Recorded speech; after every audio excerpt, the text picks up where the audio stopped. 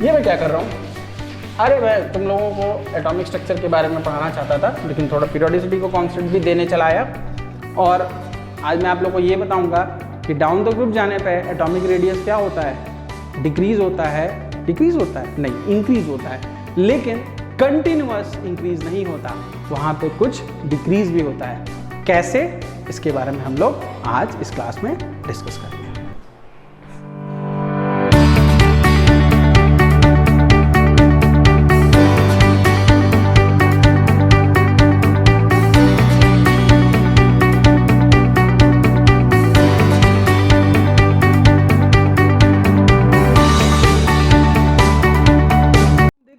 Down the group जाने पे atomic radius क्या होता है। पहले तो हम एटॉमिक रेडियस को समझते हैं कि व्हाट इज एटॉमिक रेडियस। अगर हम एटॉमिक रेडियस की बात करें तो distance of outer most electron from the nucleus, इसी को हम लोग क्या बोलते हैं, एटॉमिक रेडियस। मतलब न्यूक्लियस से इलेक्ट्रॉन तक की जो डिस्टेंस है उसको हम लोग क्या बोलते हैं, एटॉमिक रेडियस। और जैसा कि आप क्लास 10th में पढ़ के आए हैं, या सभी बच्चे जो जानते हैं वो ये जानते हैं कि डाउन द ग्रुप जाने पे,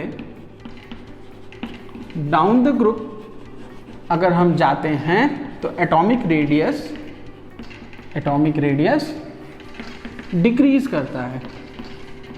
चलो अब इस कॉन्सेप्ट को समझते हैं कि आखिर ऐसा क्यों होता है। लेकिन उस कॉन्सेप्ट को समझने के लिए, उस कॉन्सेप्ट को जानने के लिए आपको कुछ बेसिक कॉन्सेप्ट समझने पड़ेंगे, जैसे स्क्रीनिंग इफेक्ट और इफेक्टिव न्यूक्लियर चार्ज। बच्चों मुझे क्वेश्चन का आंसर दो, अगर हम 4 अलग अलग ऑर्बिट्स बनाते हैं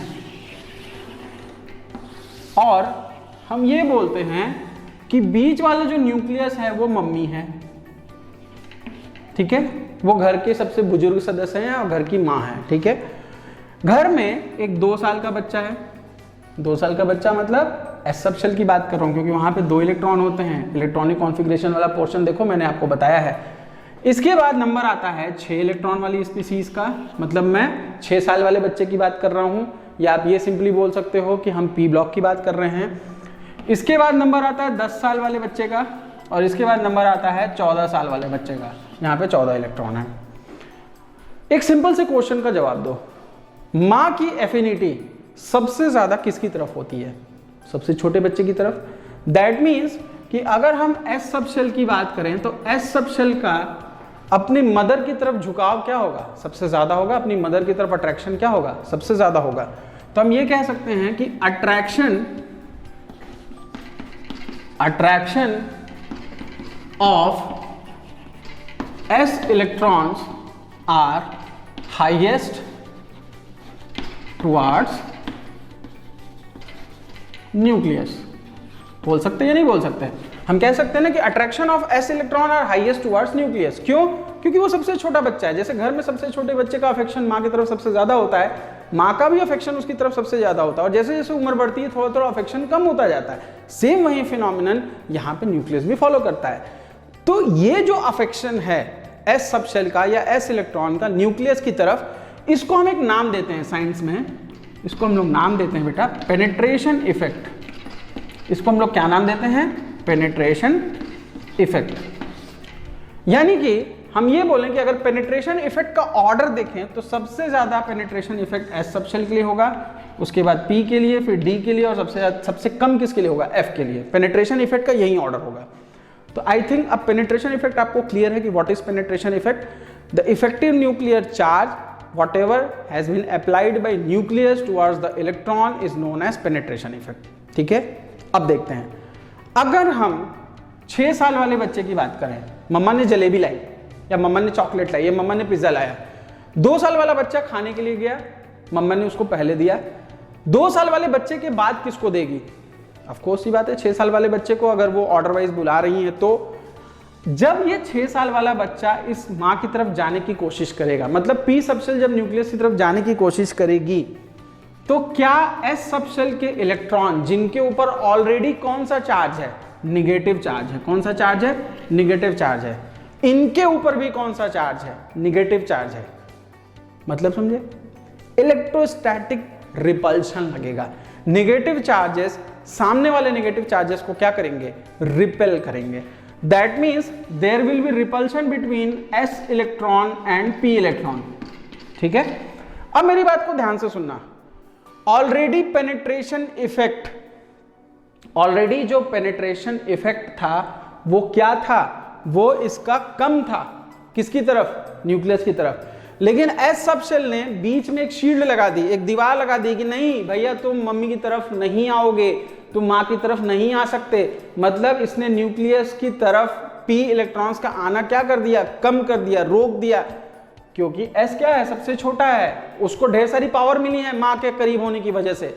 इस इफेक्ट को हम लोग बोलते हैं शील्डिंग इफेक्ट। क्या बोलते हैं बेटा, शील्डिंग इफेक्ट, जिसको आगे चल के हम लोग स्क्रीनिंग कांस्टेंट के नाम से भी जानेंगे, लेकिन अभी फिलहाल के लिए मैं आपको शील्डिंग इफेक्ट ही बोलता हूं। तो अब देखिए हमारे पास दो इफेक्ट है। पहला पेनिट्रेशन इफेक्ट, जो इलेक्ट्रॉन्स का अट्रैक्शन है न्यूक्लियस की तरफ। दूसरा शील्डिंग इफेक्ट, पहला पेनिट्रेशन इफेक्ट है जिसमें इलेक्ट्रॉन न्यूक्लियस की तरफ अट्रैक्ट हो रहा है। दूसरा शील्डिंग इफेक्ट है जिसमें अंदर के इलेक्ट्रॉन बाहर के इलेक्ट्रॉन्स को क्या कर रहे हैं, रिपेल कर रहे हैं। ठीक है, तो अगर इन दोनों का कॉम्बिनेशन हम देखें तो हम कह सकते हैं कि एस सब शेल के पास केवल और केवल पेनिट्रेशन इफेक्ट है। लेकिन अगर हम पी सब शेल की बात करें तो यहां पे पेनिट्रेशन तो है, लेकिन पेनिट्रेशन के साथ साथ यहां पे हमको शील्डिंग भी मिल रही है। और शील्डिंग दे कौन रहा है, मजेदार बात है कि शील्डिंग यहाँ पे s वाले इलेक्ट्रॉन ही दे रहे हैं, s के ही इलेक्ट्रॉन शील्डिंग प्रोवाइड कर रहे हैं, और कोई इलेक्ट्रॉन शील्डिंग प्रोवाइड नहीं कर रहा। अब जरा हम ऊपर जाते हैं। ये दोनों बच्चों को जलेबी मिल चुकी है, दोनों बच्चों को पिज्जा मिल चुका है। 10 साल वाले बच्चे को माँ बुलाती है अपने पास, ये बच्चा जाएगा। अब मुझे जरा क्वेश्चन का जवाब दो, ये रिपल्शन लगा रहा है इसके ऊपर, तो सिंपल सी बात है कि ये भी रिपल्शन लगाएगा इसके ऊपर। लेकिन ये बच्चा थोड़ा समझदार है, इस बच्चे का शेप ऐसा नहीं है। इसने सोचा कि जो मेरे छोटे भाई ने मेरे साथ किया है उतना ज्यादा बुरा हम अपने बड़े भाई के साथ नहीं करेंगे। दैट मीन्स कि जैसे जैसे हम ऊपर जाएंगे शील्डिंग इफेक्ट कमजोर होता जाता है। क्यों कमजोर होता जाता है, ये एटॉमिक स्ट्रक्चर चैप्टर में आपको स्ट्रक्चर समझने के बाद क्लियर हो जाएगा। ठीक है, लेकिन अभी फिलहाल के लिए आप ये जानिए कि अगर हम जैसे जैसे ऊपर बढ़ेंगे वैसे वैसे हमारा शील्डिंग इफेक्ट क्या होता जाता है, पुअर होता जाता है। और जैसे जैसे हम ऊपर से नीचे आएंगे पेनिट्रेशन इफेक्ट क्या होता जाता है, स्ट्रांग होता जाता है। तो इसको मिटा देता हूं मैं, और मिटाने के बाद मैं यहां पर लिखना शुरू करता हूं कि अगर हम शील्डिंग और पेनिट्रेशन के बीच में बैलेंस बैठाना चाहें, शील्डिंग और पेनिट्रेशन के बीच का बैलेंस समझना चाहें, तो हम ये कह सकते हैं कि सबसे ज्यादा शील्डिंग किसने दी, एस ने दी,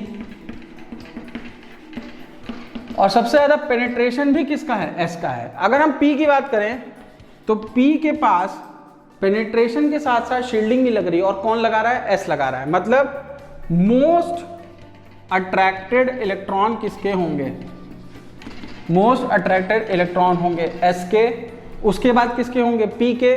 और जब D के इलेक्ट्रॉन आएंगे 10 इलेक्ट्रॉन वाले, 10 साल का बच्चा, ये दोनों रिपल्शन लगाएंगे, लेकिन ये रिपल्शन ज्यादा लगाएगा, ये रिपल्शन कम लगाएगा। ठीक है, और उसी तरह जब 14 साल का बच्चा पिज्जा खाने के लिए जाएगा, सबसे ज्यादा रिपल्शन ये लगाएगा, उसके बाद रिपल्शन ये लगाएगा, और सबसे कम रिपल्शन ये लगाएगा। तो याद रखिएगा ये बड़ा हो चुका है, ये अपने भाई को और क्लोज आने देगा, मदर के और क्लोज जाने देगा। तो जब ये सब शेल मदर के क्लोज आएगी तो सिंपल सी बात है कि जितनी तेजी से डाउन द ग्रुप जाने पे हमारा रेडियस बढ़ना चाहिए था उतनी तेजी से नहीं बढ़ता, थोड़ा सा घटता है। That means down the group जाने पे हमारा रेडियस क्या करेगा, इंक्रीज तो करेगा, लेकिन साथ ही साथ थोड़ा थोड़ा डिक्रीज भी करेगा। ठीक है, I hope you got it. ठीक है, तो ये था पेनिट्रेशन इफेक्ट और शील्डिंग इफेक्ट का इंट्रोडक्शन। इसके बाद हम लोग बात करेंगे कि कैसे पेनिट्रेशन और शील्डिंग इफेक्ट एक दूसरे को काउंटर करते हैं, और वहां से हम स्क्रीनिंग कांस्टेंट और स्लेटर इक्वेशन के बारे में जानेंगे।